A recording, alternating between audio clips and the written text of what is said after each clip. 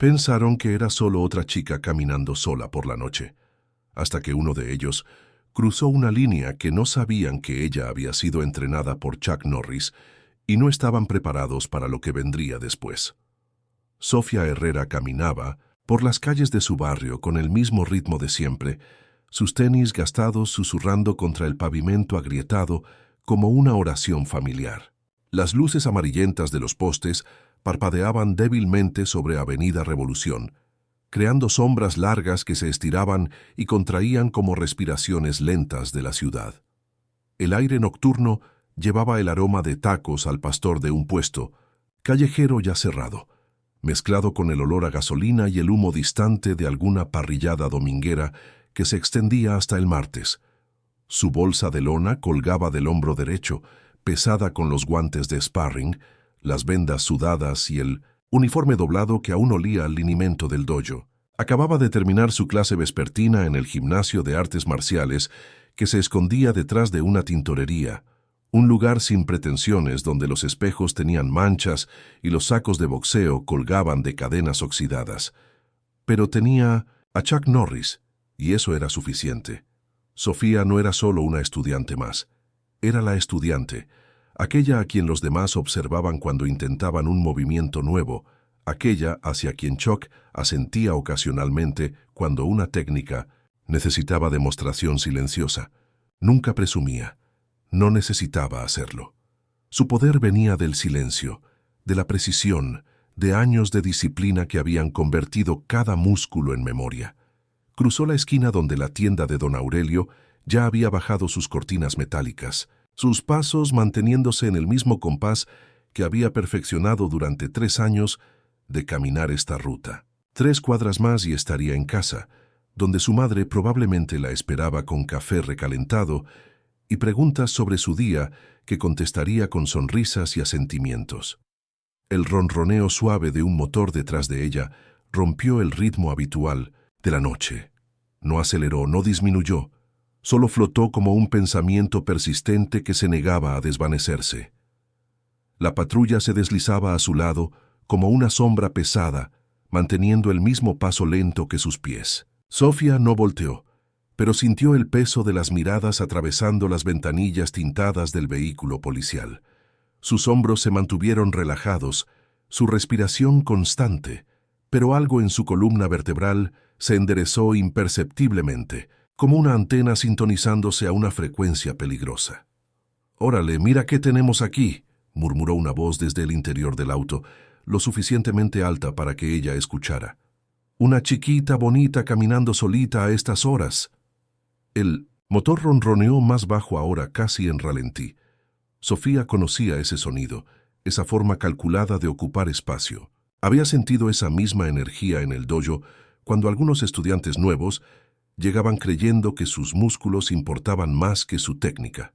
Chuck siempre les enseñaba lo contrario.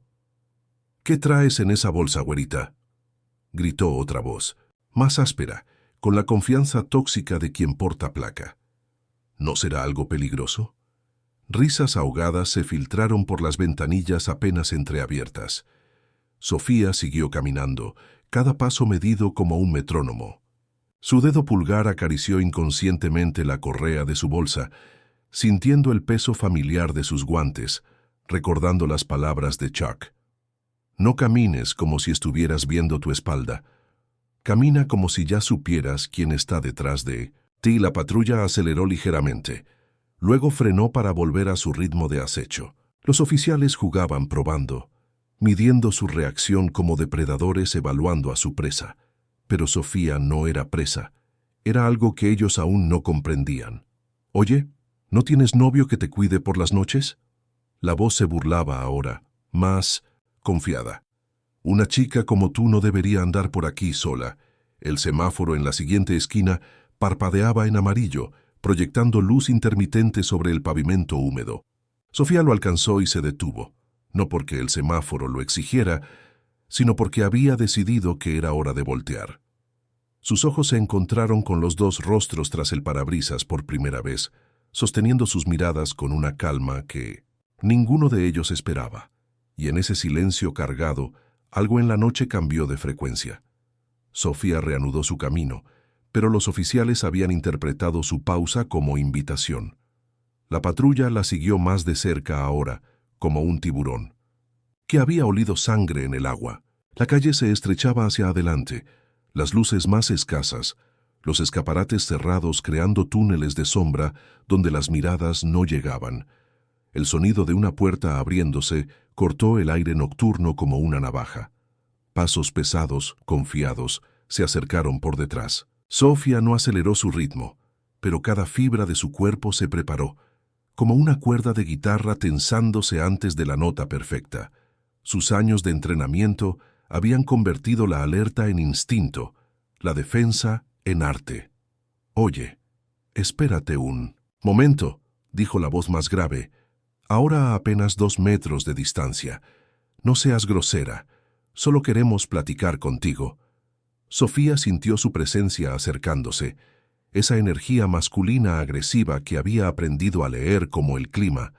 Su mano derecha se ajustó casi imperceptiblemente en la correa de su bolsa, no por nerviosismo, sino por preparación. «¿Cómo te llamas, bonita?». Siguió caminando. El viento nocturno movió suavemente el borde de su falda, un detalle que no pasó desapercibido para los ojos que la seguían. Entonces sucedió. Una mano se extendió rápida y grosera, levantando el borde de su falda apenas unos centímetros, lo suficiente para robar, para violar, para recordarle quién creía tener el poder en esa calle oscura. «¡Órale! ¿Qué tenemos aquí?». La risa que siguió fue como cristal rompiéndose contra piedra. Desde la patrulla, el compañero gritó con diversión cruel: «¡Dale, Raúl! A ver qué más encuentras». Sofía se detuvo, no bruscamente, no con drama, sino con la quietud de una marea que se retira antes del tsunami. Su respiración se mantuvo constante, pero algo profundo en su núcleo había cambiado de frecuencia. Ya no era la estudiante caminando a casa. Ya no era la víctima que ellos creían haber encontrado. Era la discípula de Chuck Norris, y esos hombres acababan de cruzar una línea que no sabían que existía. El aire mismo pareció espesarse, cargándose de electricidad antes de la tormenta. Sofía se volteó, no con prisa, sino con la precisión de un movimiento ensayado 1000 veces. Sus ojos encontraron los del oficial que había tocado su falda. Un hombre joven con sonrisa arrogante que aún no comprendía lo que había desatado. «¿Te gustó lo que viste?», preguntó él, acercándose más, creyendo que su placa era armadura suficiente. Sofía no respondió. Sus pies se ajustaron ligeramente, adoptando una postura que Chuck le había enseñado durante interminables tardes de entrenamiento. Equilibrio perfecto, peso distribuido, lista para moverse en cualquier dirección. Minzaú, oficial, extendió la mano nuevamente, esta vez hacia su rostro, con la confianza tóxica de quien nunca había enfrentado consecuencias reales. Su muñeca jamás llegó a destino. En un movimiento fluido como agua corriendo cuesta abajo, Sofía capturó su brazo, giró su cuerpo y aplicó una llave de articulación que Chuck llamaba la lección humilde. El oficial se encontró doblado hacia adelante, su brazo torcido en un ángulo que le recordó dolorosamente que tenía límites. «¡Oye!», gritó desde el suelo, más sorprendido que lastimado. Su compañero saltó de la patrulla, más corpulento, con movimientos que hablaban de músculos pero no de técnica. Corrió hacia Sofía con puños cerrados y furia ciega, exactamente como esos estudiantes nuevos que llegaban al dojo creyendo que la fuerza bruta era suficiente. Sofía se deslizó hacia un lado, dejó que su momentum lo llevara más allá de ella y con un simple empujón en el momento preciso ayudó a la gravedad a enseñarle una lección. El segundo oficial se encontró besando el pavimento, víctima de su propia agresión mal dirigida.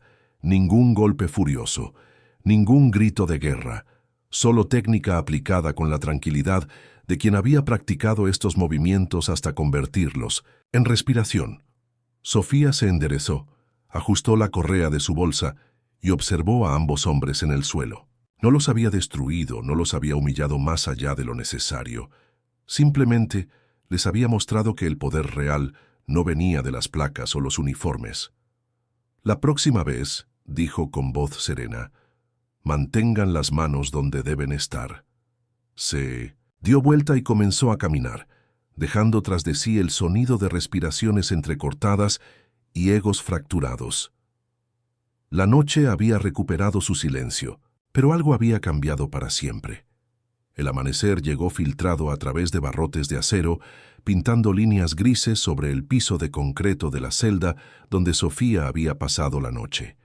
Sentada con la espalda recta contra la pared fría, parecía meditar más que esperar. Sus manos descansaban sobre sus rodillas.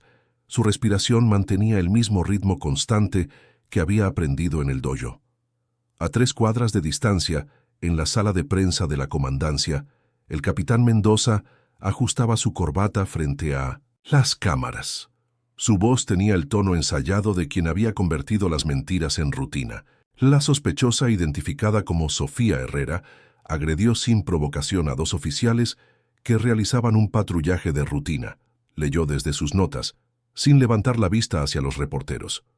Los elementos policiales sufrieron lesiones menores durante el ataque no provocado. En las redes sociales, el video granuloso de una cámara de seguridad ya comenzaba a circular.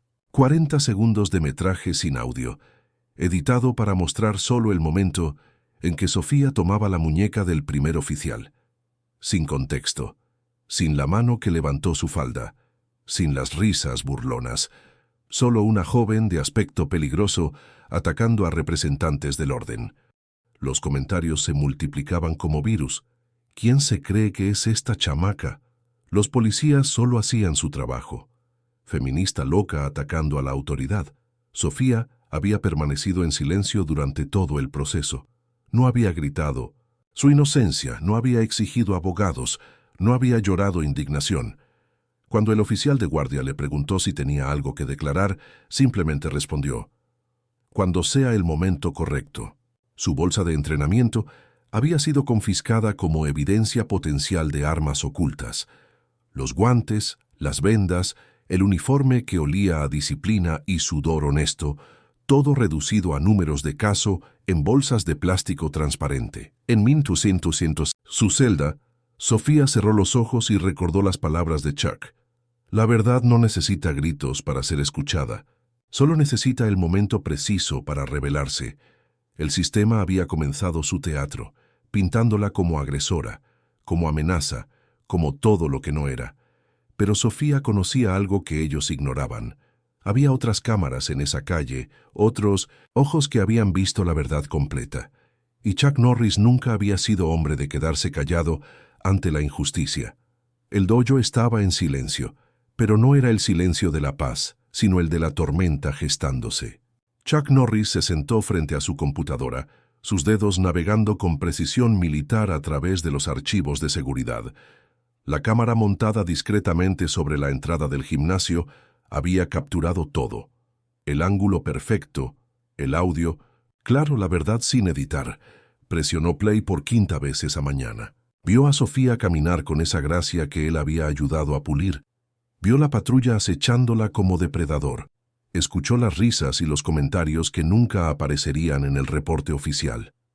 El momento en que la mano violó su dignidad quedó tan grabado en alta definición. «Bastardos», murmuró, una palabra que raramente escapaba de sus labios controlados. Su teléfono vibró. El nombre en la pantalla le arrancó una sonrisa apenas perceptible. Diego Morales, periodista de investigación, exestudiante del dojo. Hombre que había aprendido que la verdad requería la misma disciplina que las artes marciales.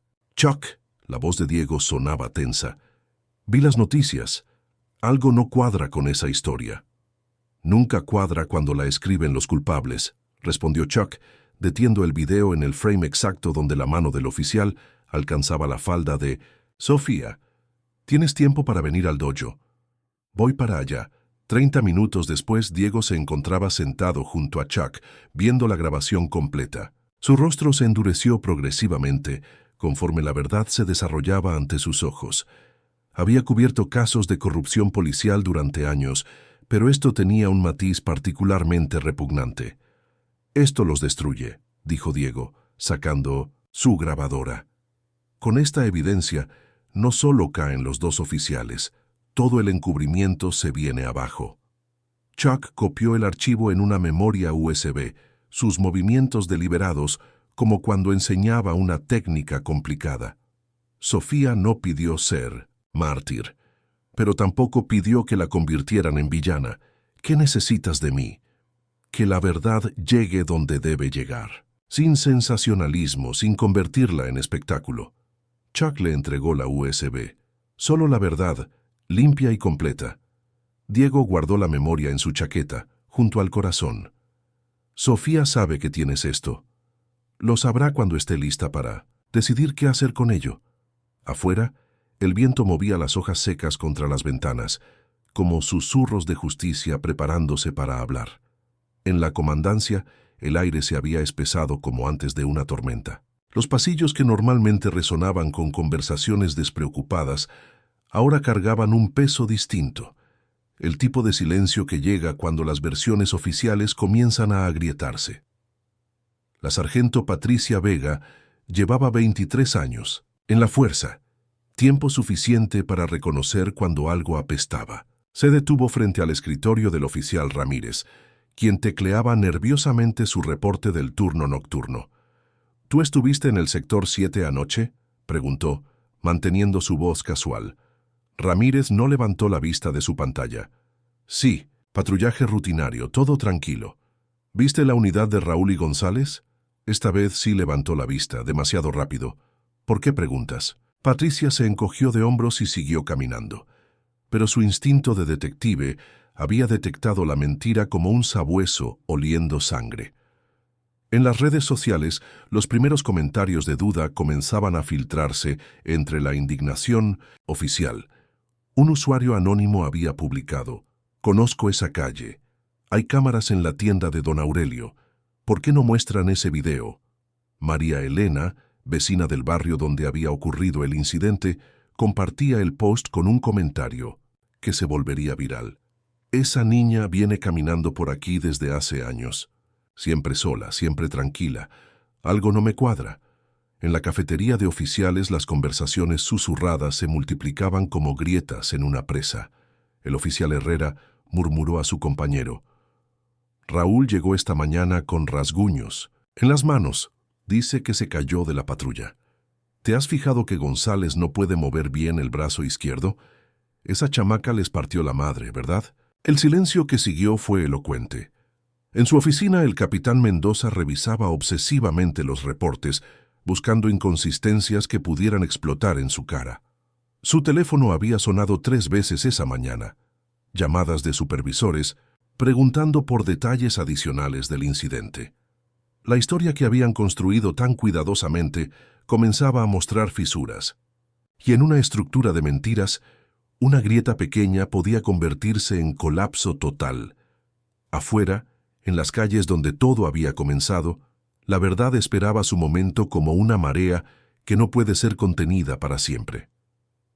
El apartamento de 1900. Sofía olía a café recalentado y al incienso de sándalo que su madre había quemado esa mañana antes de irse al trabajo. La luz del atardecer se filtraba a través de las cortinas desgastadas, pintando líneas doradas sobre la mesa de la cocina donde descansaba un sobre Manila sin remitente. Sofía se había duchado por primera vez en 24 horas, lavando de su piel el olor a desinfectante de la celda y el peso de las miradas acusadoras. Ahora, vestida con pants cómodos y una camiseta del dojo, se sentó frente al sobre con la misma calma que aplicaba a todo en su vida. Sus dedos abrieron el papel Manila con cuidado, como si presintiera que su contenido cambiaría algo fundamental. Adentro encontró una memoria USB y una nota escrita con la letra precisa de Chuck. La verdad no necesita permiso para existir, pero sí necesita que alguien decida cuándo hablar. La decisión es tuya. CN. Conectó la USB a su laptop y el archivo se abrió automáticamente. Ahí estaba todo.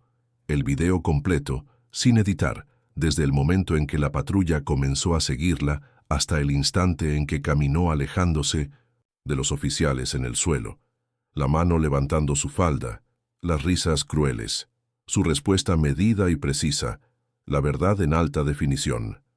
Sofía se reclinó en su silla, procesando no solo lo que veía, sino lo que significaba. Tenía el poder de destruir las carreras de esos oficiales, de exponer la corrupción del sistema, de convertirse en símbolo de resistencia. También tenía el poder de quedarse callada, de dejar que la tormenta pasara sobre ella, como había pasado sobre tantas otras mujeres antes. Su teléfono vibró con notificaciones, mensajes de apoyo de compañeras del dojo, llamadas perdidas, de reporteros, solicitudes de amistad de extraños que habían visto el video editado. El mundo quería una versión de ella que no existía. Víctima o heroína, nunca simplemente Sofía. Abrió su cuenta de redes sociales, sus dedos flotando sobre el teclado. El cursor parpadeaba en el espacio para subir archivo, esperando su decisión. Chuck tenía razón. La verdad no necesitaba permiso. Pero ella sí necesitaba elegir sus propios términos. Con la misma precisión que aplicaba a cada técnica en el dojo, Sofía comenzó a teclear. El post de Sofía fue simple, sin drama ni súplicas de atención. Esto es lo que realmente pasó, esa noche. Adjuntó el video completo y presionó publicar a las 7:42 p.m., luego cerró la laptop y se preparó un té como si acabara de enviar un mensaje casual a una amiga. Pero la verdad tiene su propio momentum. En 10 minutos el video tenía 50 reproducciones, en 1 hora 5,000. A medianoche había cruzado el 1,000,000, extendiéndose por las redes sociales como fuego en pasto seco. El audio cristalino capturaba cada risa cruel, cada comentario degradante, el sonido preciso del momento en que una mano violó su dignidad. En la redacción de Canal 7, Diego Morales recibió la notificación en su teléfono y sonrió. Sofía había elegido el momento perfecto, cuando la mentira oficial ya mostraba grietas. Su historia de seguimiento estaba lista para publicarse al amanecer. Los comentarios se multiplicaban más rápido de lo que podían moderarse. «Órale, ¿vieron cómo los tiró sin ni siquiera sudar? Esos policías son unos cerdos. Qué bueno que les dieron su merecido. Esta morra sabe defenderse. ¿Dónde puedo aprender así?» Pero la revolución real sucedía en espacios más pequeños. Grupos de WhatsApp de madres de familia, conversaciones en comedores de oficina, mensajes entre amigas que habían vivido sus propias versiones de esa humillación. En la comandancia, el teléfono del capitán Mendoza no dejaba de sonar. Reporteros, supervisores, el propio alcalde exigiendo explicaciones que ya no tenía. El video demolía cada línea de su reporte oficial como dinamita en cimientos podridos. «¿Cómo carajo? ¿No sabían que había cámaras ahí?», gritó al teléfono, su composure profesional desintegrándose. A las 2:00 am, las tendencias de Twitter estaban dominadas por hashtags que Sofía nunca había creado. Por Sofía la guerrera. Ni una paso.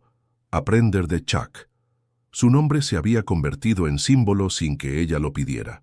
En su apartamento, Sofía durmió profundamente por primera vez en días. No por el alivio de haber hablado, sino por la satisfacción silenciosa de haber elegido exactamente cuándo y cómo usar su voz. La verdad había sido liberada. Y como había aprendido en el dojo, una vez que una fuerza encuentra su dirección correcta, nada puede detener su impacto. El amanecer traería consecuencias que cambiarían todo. La comandancia amaneció como un hospital después de una emergencia masiva, movimiento frenético, voces tensas y el peso sofocante de una crisis que ya no podía contenerse. El video de Sofía había llegado a los escritorios de asuntos internos antes de las 6:00 am, acompañado de llamadas furiosas desde la alcaldía. La comandante Isabel Reyes, veterana de 30 años en la fuerza, convocó una reunión de emergencia. Su oficina se llenó de rostros pálidos y miradas evasivas, el tipo de atmósfera que se forma cuando las mentiras cuidadosamente construidas colapsan en tiempo real. «¿Alguien me puede explicar?», dijo con voz peligrosamente controlada, «¿cómo carajo no sabíamos de la existencia de este video?». El silencio se extendió como mancha de aceite. El capitán Mendoza, quien había dado la conferencia de prensa 24 horas antes, parecía haber envejecido una década. Necesitamos control de daños inmediato, murmuró el subjefe Moreno. Declarar que los oficiales actuaron fuera de protocolo, que no representan los valores de la institución. ¿Control de daños? La voz de Reyes cortó el aire como navaja. Tenemos a 2 oficiales agrediendo sexualmente a una civil en video de alta definición. Esto no es relaciones públicas, es investigación criminal. En el pasillo, la sargento Vega tocó la puerta y entró sin esperar respuesta. Llevaba en las manos una carpeta que había estado compilando desde la madrugada. Testimonios de otros oficiales, reportes de incidentes previos que habían sido archivados por falta de evidencia. Un patrón de comportamiento que convertía el caso de Sofía en la punta de un iceberg putrefacto. «Comandante», dijo, depositando la carpeta sobre el escritorio, «esto es solo el comienzo». A las 10:00 am, Raúl González y Miguel Santos recibieron notificación oficial de suspensión inmediata, sin goce de sueldo. Sus placas y armas fueron confiscadas, sus casilleros sellados como evidencia. El procedimiento se realizó en silencio, pero las miradas de sus compañeros hablaban más que cualquier palabra. En la sala de descanso, conversaciones susurradas comenzaron a revelar lo que todos habían sabido, pero nadie había querido admitir. Sofía no había sido la primera, solo había sido la primera en tener la fuerza y la evidencia para defenderse. El eco de sus pasos, alejándose de esa calle oscura, ahora resonaba por todos los pasillos de poder, derribando mentiras que habían permanecido en pie demasiado tiempo. La justicia, como Sofía había aprendido en el dojo, no siempre llega rápido, pero cuando llega con la técnica correcta, es definitiva. Las escalinatas del Palacio Municipal nunca habían cargado tanto peso, no el peso de los cuerpos reunidos. Apenas 50 personas en sillas plegables y funcionarios nerviosos, sino el peso de las palabras que estaban por pronunciarse. Sofía subió cada escalón con la misma cadencia que usaba para caminar a 1900 casa, sin prisa pero sin vacilación. El micrófono le quedaba demasiado alto. Se inclinó ligeramente para ajustarlo, un gesto simple que de alguna manera dominó el espacio, convirtiendo el momento en suyo antes de pronunciar una sola palabra. «No vine aquí para ser su símbolo», comenzó, su voz clara pero sin amplificación, artificial. «Vine porque las mentiras tienen consecuencias y alguien tiene que llamar a las cosas por su nombre».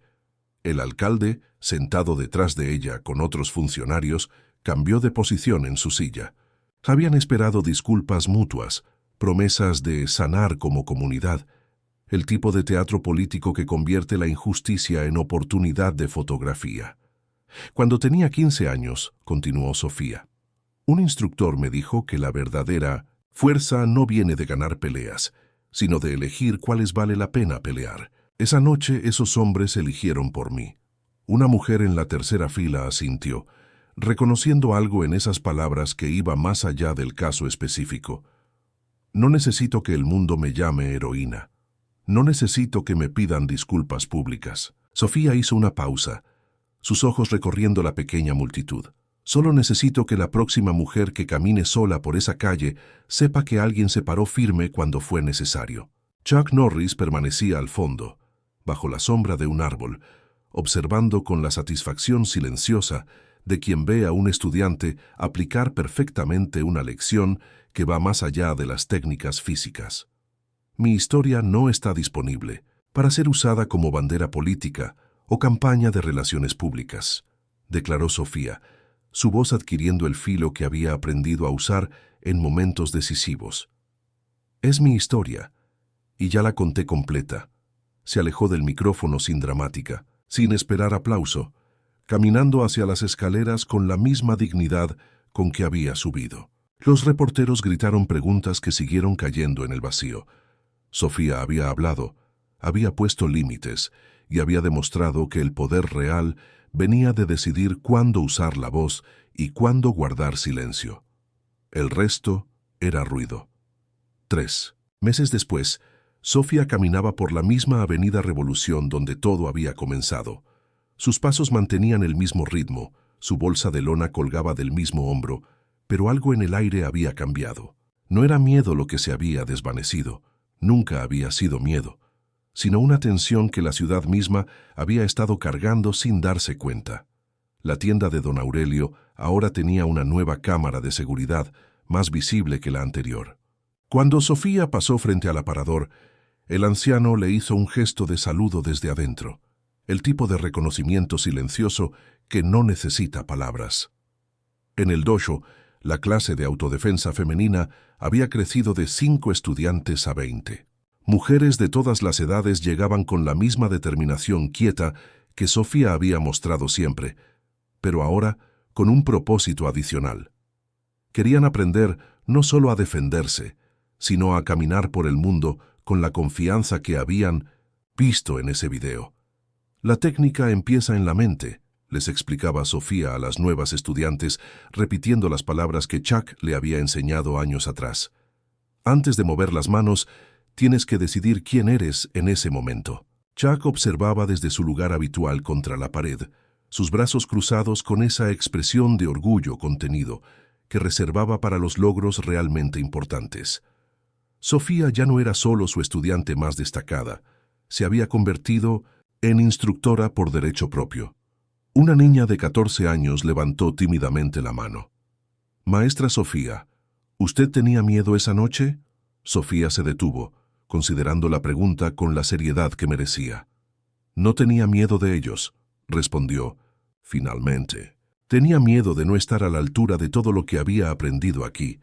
Después de la clase, mientras recogía los equipos, Sofía sintió la misma satisfacción tranquila que había sentido al caminar alejándose de esos oficiales en el suelo. No había cambiado el mundo, pero había cambiado su pequeña parte de él. Al salir del dojo esa tarde, sus pasos la llevaron naturalmente por la misma ruta de siempre. La ciudad la conocía ahora, pero ella seguía siendo la misma Sofía que había decidido hace tiempo que su fuerza no necesitaba hacer ruido para ser real. Algunos símbolos nacen del trauma, otros nacen de la decisión simple de no inclinarse.